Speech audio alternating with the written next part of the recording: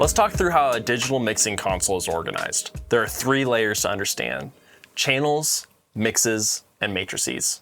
Once you understand how these work together, routing and troubleshooting becomes way easier. So let's start with channels. A channel carries a single audio signal, like a vocal mic, an electric guitar, or a playback track. You can think of it this way. If you plug a mic directly into a speaker, the speaker will only output that one source. That's what a single channel does. It handles one signal. Inside that channel, you can control things like gain, EQ, compression, and inserts. We'll go deeper into that in another video. But for now, the key is this.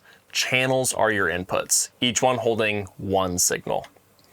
So what do I do with all these channels? You combine them into mixes.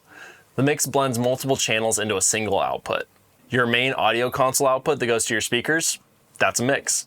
The floor wedge for your band, that's also a mix. The in-ear monitors for your band, yes, that's another mix. A mix is a custom blend of selected channels for a specific destination. Most mixes are mono or stereo, and you can pan channels across the stereo field. If someone needs their own blend of different channels, instruments, it's likely going to be a mix. One other possibility of creating different blends leads us to our final topic, matrices. A matrix typically doesn't combine channels, it combines mixes. Say your main mix sounds great in the room, but your lobby needs something a little softer, or your live stream needs more room mics. Rather than duplicating work, you send your mixes into a matrix and then blend them again with independent control. This is where you handle broadcast feeds, lobby zones, overflow rooms, or delayed speaker zones.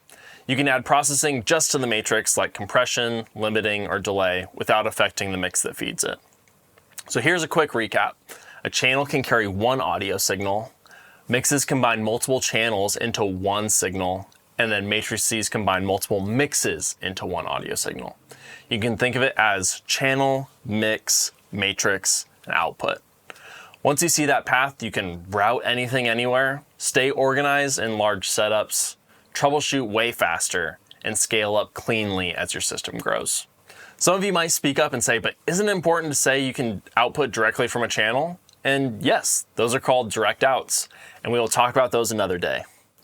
So the next time you're wondering, where's my audio going? Just follow the path. Channel, mix, matrix. And that's the signal flow of your audio console.